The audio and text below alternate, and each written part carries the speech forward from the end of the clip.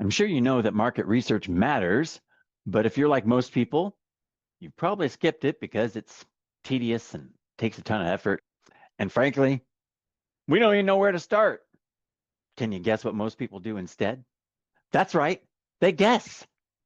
They guess what the audience cares about, and they guess which angle they should use.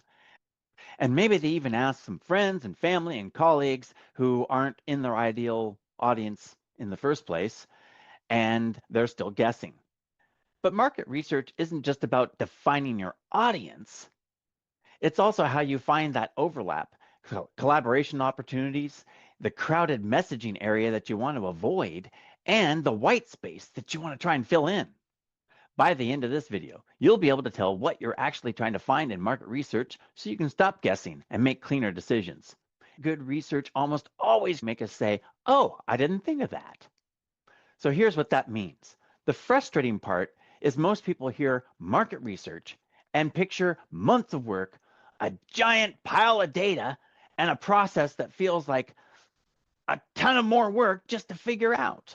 So this is what causes us to skip that foundational part and go straight to the messaging, straight to the content and our offers before we've actually mapped out what the audience is feeling. And when I say audience research, I mean finding the audience's feelings, the words they use to describe those feelings, and the situation that's causing those feelings. We want to find out the language they're naturally using when they're describing their pains and frustrations and their desires and their goals. Their exact words are what we want to reflect back. And when I say market research, I also mean looking at the wider path, the other things that we don't necessarily look at. What angles are already common? What claims are overused?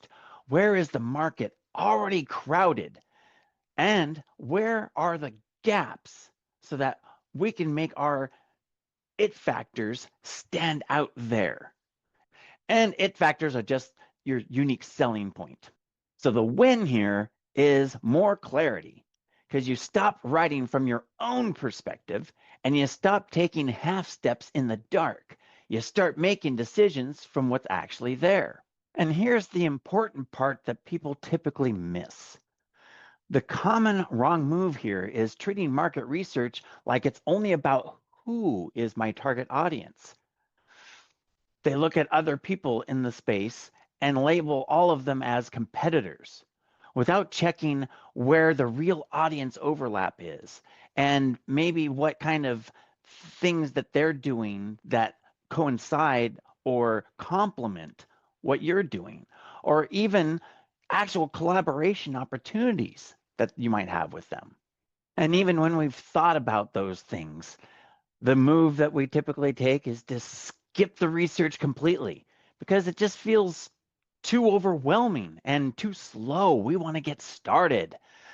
And that's understandable because traditional market research really can take months and a whole entire team.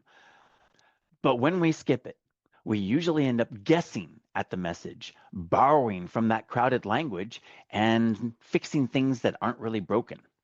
So here's a little pattern that I've found. Anytime that really good market research is done, there's almost always a moment where somebody says, oh, I didn't think of that. I've had that reaction myself, and I've heard it from my clients and from other people I've helped after we've actually looked at the research. They assumed that we just need a better copy or a better angle, so they started tweaking their message from their own perspective, which turned into a spiral of doom. But then we checked what the audience was actually feeling, the words that they were using, and what the surrounding market was already saying. And that's when we saw the cool stuff, a phrase that they hadn't been using that fit really well, a pain that they were describing just not quite the right way, and an overlap with another audience that turned a competitor into a collaborator, and a white space angle nobody was really speaking to. Let me show you what this can look like.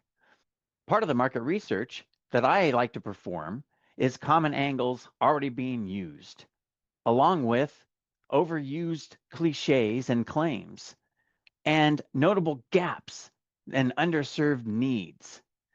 So when I'm researching for a client or for myself, I want to compare the differentiation notes between my brand or my client's brand and the notable gaps and find out where my it factors, where my unique selling point can stand out, and how those white space angles can be taken advantage of. And here's another interesting example. Notable gaps. I was working with a client and pointed out that the bridge between the stakeholder alignment and day-to-day team dynamics are under pressure. And he says, "Oh, I didn't think of that as an angle. I didn't think of that as a white space opportunity to talk about." And then moments later, we scrolled down and found in the collaboration part of the report that Key Bank had some collaboration opportunities that he wasn't aware of. And again, he's like, "I didn't think of that." So market research can dig up some things that we never would have thought of because we don't have the time to invest into finding all those little details and then aligning them if they're really a good return on investment for us. Once we have this market research data, then we can really tell whether our message is grounded in the audience and the market or whether we've just been filling in the blanks by guessing. Now, every decision you need to make has a reason behind it. If you've liked the look of the reports that I've been showing, I've built a GPT that creates those. If you're interested, put a comment down below. Okay, now don't panic. We don't want to try and research everything at once. Let's start by mapping out two things. Let's put them side by side. What the audience is actually feeling and what they're actually saying. And then we're going to compare this to what the market around them is already doing. We want to analyze the audience's words first and get the feelings and what they're saying about the problems and pains and the desires, all the way down to things that you're seeing repeated, the phrases that are repeated in the research. Then we want to compare it with the market. What angles are common? What angles are overused? Where the messaging is crowded? And where the gaps might be. So if you discover an overlap from somebody else's audience into your audience, and they're offering similar offers, check whether that person is really a competitor or whether there's a collaboration opportunity there.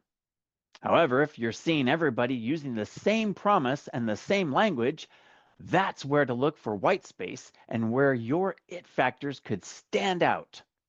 You might discover that your current message isn't matching up the way your segment of the audience describes their problem. Don't just try and say more. You want to build from what's actually there. And market research is how you find out what's actually there. When I say market research matters, what I'm talking about is that it gives you the clarity to stop guessing before you change anything else.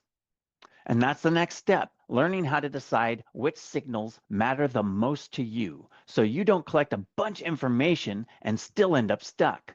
And if you're still wondering, where the heck do I even start? Drop a comment and ask me for the GPT. It'll walk you through it.